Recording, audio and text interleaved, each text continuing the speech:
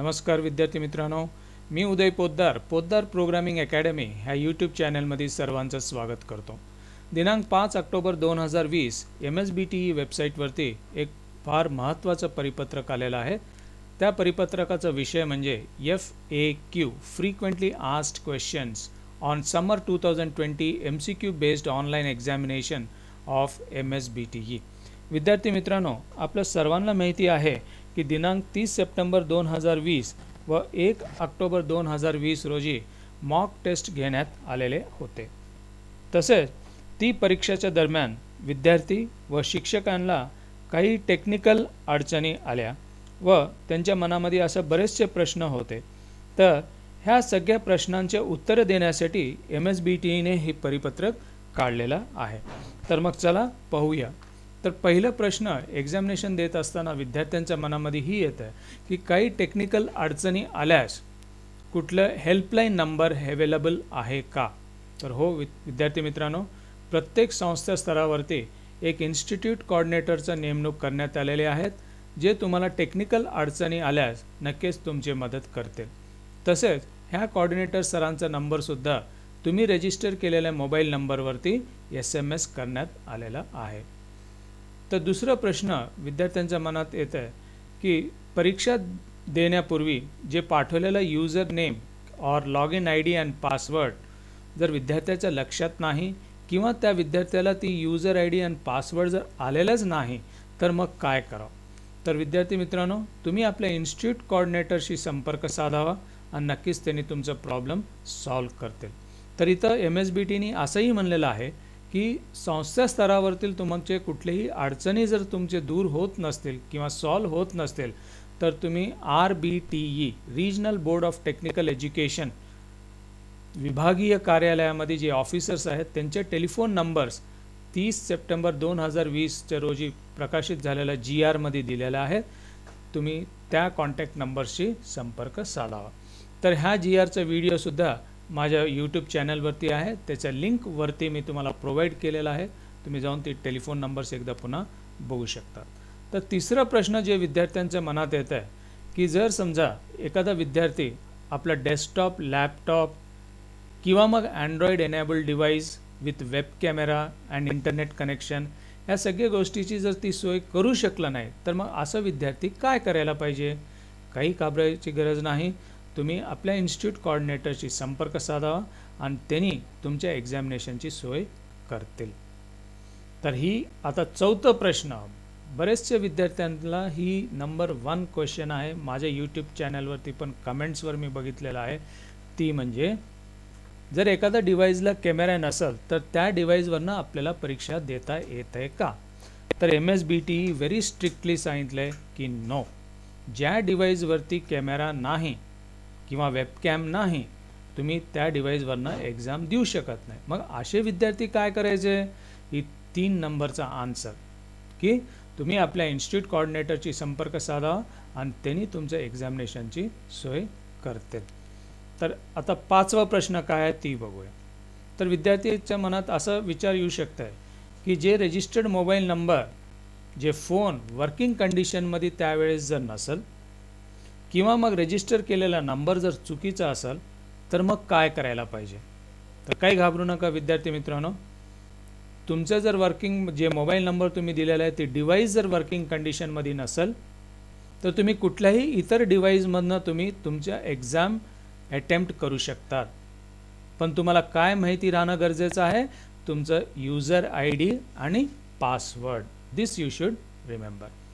आणखी एक प्रश्न ही बरेचसे स्टुडंट्स ही पण प्रश्न विचारलेला आहे की एक्झामिनेशन अटेम्प्ट करताना इंटरनेट कनेक्शन जर डिस्कनेक्ट झालं तर मग काय करायला पाहिजे। तर विद्यार्थ्यांच्या मनामध्ये अनेक शंका येतात की मी फेल होतो का त्या एक्झामिनेशनमध्ये, मला पुन्हा पेपर पुन्हा द्यावं लागेल का, पुन्हा टाइम टेबल अनाउन्स होईल, असं बरेचसे प्रश्न विद्यार्थ्यांच्या मनात असतात। तर 3 सिंपल रूल्स तुम्ही फॉलो करायला पाहिजे। त्याच्यात पहिलं म्हणजे पुन्हा इंटरनेट कनेक्शन रिएस्टॅब्लिश झाल्यानंतर म्हणजे इंटरनेट कनेक्शन पुन्हा जोडल्यास तुम्ही पुन्हा आपलं एक्झामिनेशन कंडक्ट करू शकता। तसेच विद्यार्थी मित्रांनो, तुमचं इंटरनेट कनेक्शन डिस्कनेक्ट होत असताना त्या एक्झामिनेशनमध्ये एक काउंट डाऊन क्लॉक आहे, म्हणजे जे रिव्हर्स डायरेक्शनमध्ये टाईमला काउंट करतं. ज्या मोमेंटला तुमचं इंटरनेट कनेक्शन डिस्कनेक्ट झालं ती क्लॉकसुद्धा तिथं बंद पडतं. ओके. आणि तसं तुमचं इंटरनेट कनेक्शन डिस्कनेक्ट होऊपर्यंत जेवढे काही प्रश्नांचं तुम्ही उत्तरं दिलेलं आहे ती ऑटोमॅटिकली सेव्ह होतील.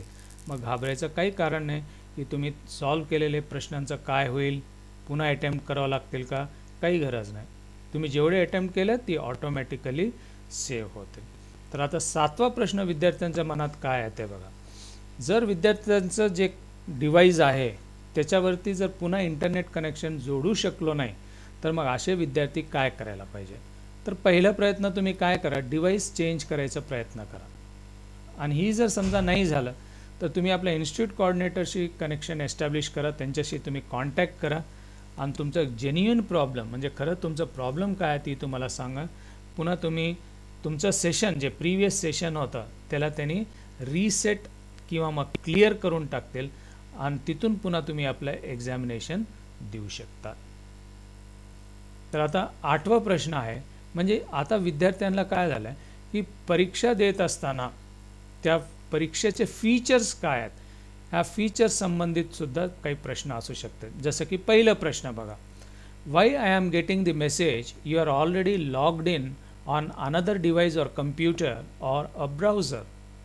ही फ्रिक्वेंटली आस्क्ड क्वेश्चन आहे. म्हणजे विद्यार्थ्यांच्या मनामध्ये आता मॉक टेस्ट देतानाही मी बरेचसे विद्यार्थ्यांचा ही प्रश्न मी ऐकलेला आहे की ती म्हणजे तुम्ही जेव्हा लॉग इन होतात तर ती तुम्हाला एक ऑलरेडी एक विंडोमध्ये सांगत आहे की तुम्ही ऑलरेडी लॉग्ड इन आहे. मग ही कशामुळे होत आहे.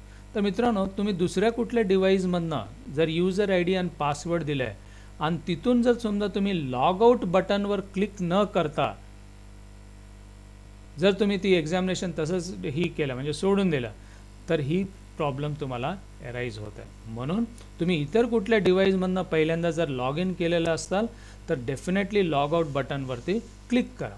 बरेच विद्यार्थ्यांना असंही वाटू शकते की आपण ॲप्लिकेशनला क्लोज केलो आणि किंवा मग ॲप्लिकेशनला आपण मिनिमाइज केलं तर ऑटोमॅटिकली लॉग आउट झाल्यासारखं त्यांना वाटत असेल तर ही चुकीचं आहे मित्रांनो.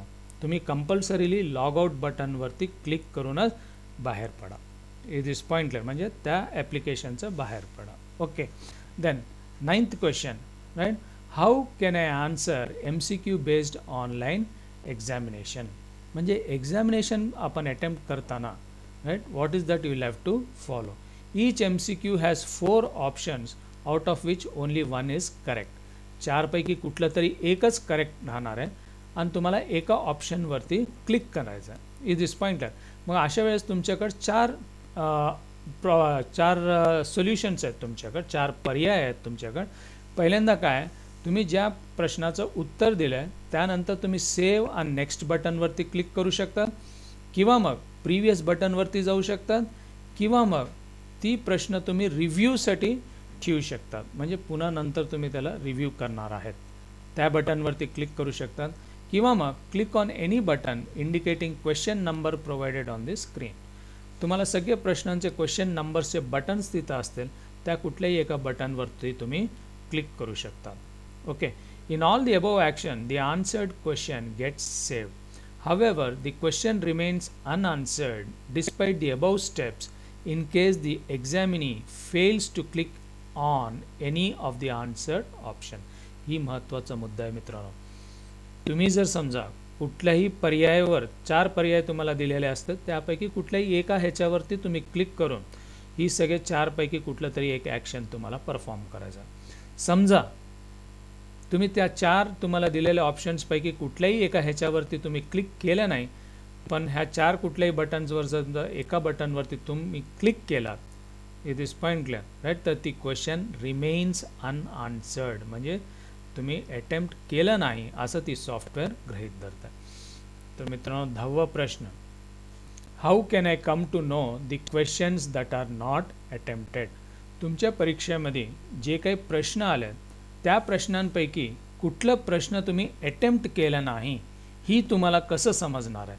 तर ह्याच्यासाठी ह्या सॉफ्टवेअरमध्ये थोडं कलर कोडिंग स्कीमचा वापर केलेला आहे. मग ती कलर कोडिंग स्कीम काय बघून, To begin with, all boxes are white in color, indicated they are unanswered. तुम्ही परीक्षा जेव्हा स्टार्ट करता तर प्रत्येक बटन व्हाईट कलरमध्ये असणार आहे आणि व्हाईट कलर म्हणजे तुम्ही आणखी त्याचं उत्तर दिले नाहीत, अनआन्सर्ड. आणि सध्या जे प्रश्न तुम्ही सोडवत आहे दॅट विल बी ती बॉक्स रेड कलरमध्ये असणार आहे. आणि तुम्ही ती प्रश्न सोडवल्यानंतर ती बॉक्स ग्रीन कलरमध्ये चेंज होत आहे. तसेच तुम्ही एखादा प्रश्न जर रिव्ह्यूसाठी ठेवलात तर ती बॉक्स ब्लू कलरमध्ये राहणार आहे. अँड जे तुम्ही अटेम्प्ट केलं नाही आणि रिव्ह्यूसाठी ठेवलात ती मात्र पर्पल कलरमध्ये पर्पल कलरमध्ये दिसणार आहे. तर ही तुम्हाला इन्स्ट्रक्शनमध्ये पण तुम्हाला येतील, तरीसुद्धा तुम्ही लक्षात ठेवून घ्या. जे काही तुम्हाला व्हाईट कलरमध्ये आहे ती अनआन्सर्ड आहे आणि not attempted and review he purple कलरमध्ये राहणार आहे. आणि त्यानंतर शेवटचा प्रश्न विद्यार्थ्यांच्या मनामध्ये येतं आहे, how can I end the examination. सगळे प्रश्न तुम्ही सोडवला, सॅटिस्फाईड आहेत, राईट, की सगळे याचे उत्तर तुम्ही दिलेले आहेत. तर आता एक्झामिनेशन एंड कसं करायचं. Clicking on the end exam button takes the examinee to a different screen. त्या सॉफ्टवेअरमध्ये सगळे प्रश्न अटेम्प्ट केल्यानंतर एंड एक्झामचं एक बटन असतं, त्या बटनवरती तुम्ही क्लिक केल्यानंतर एक लास्ट स्क्रीनवरती येतात आणि तिथं एक कॉन्व्हर्जेशन बॉक्स असणार आहे. ह्या कॉन्व्हर्जेशन बॉक्स म्हणजे एका बॉक्समध्ये एक समरी दाखवला जात आहे. दॅट इज अटेम्प्टेड क्वेश्चन्स किती आहेत, नॉट अटेम्प्टेड क्वेश्चन्स किती आहेत, आणि त्यानंतर तुम्हाला तुमच्याकडनं ती सॉफ्टवेअर पुन्हा परमिशन घेत आहे की are you sure to end the examination. मग त्या बॉक्सला बघून तुम्हाला क्लिअर कट आयडिया येत आहे की तुम्ही किती प्रश्न अटेम्प्ट केला आणि किती चुकून किंवा जाणीवपूर्वक तुम्ही अटेम्प्ट केले नाहीत, ह्याची एक समरी तुम्हाला दिसणार आहे, जे लास्ट मोमेंटमध्ये तुम्हाला फार युजफुल राहणार. जर चुकून तुमच्याकडे एखादा प्रश्न सॉल्व करायचा राहिला असेल तर पुन्हा तुम्ही त्या क्वेश्चन नंबरला जाऊन रिव्हिजिट करून पुन्हा त्याचा करेक्ट आन्सर तुम्ही देऊ शकता. If he or she feels not to end the exam, he or she can go back to the examination by clicking on the no button. आणि जर तुम्हाला वाटतं की एखादा प्रश्न तुमच्या अटेम्प्ट करणं राहिलेला आहे तर तुम्ही एंड एक्झामचं तिथं एक नो बटन म्हणून असतं, त्याच्यावरती क्लिक करा. ज्या प्रश्नाचं उत्तर तुम्हाला द्यायचं राहिलं त्याला अटेम्प्ट करा आणि पुन्हा एंड एक्झाम बटनवरती क्लिक करा. तर विद्यार्थी मित्रांनो, तुमच्या मनामध्ये ह्या MCQ टेस्टच्या संबंधित जे काही अडचणी असतील किंवा जे काही प्रश्न तुमच्या मनामध्ये असतील, MSBTने आता सगळे ती तुमचे प्रश्न सोडवलेले आहेत. आता तुम्ही फक्त आपल्या अभ्यासाकडे लक्ष द्या. All the best students.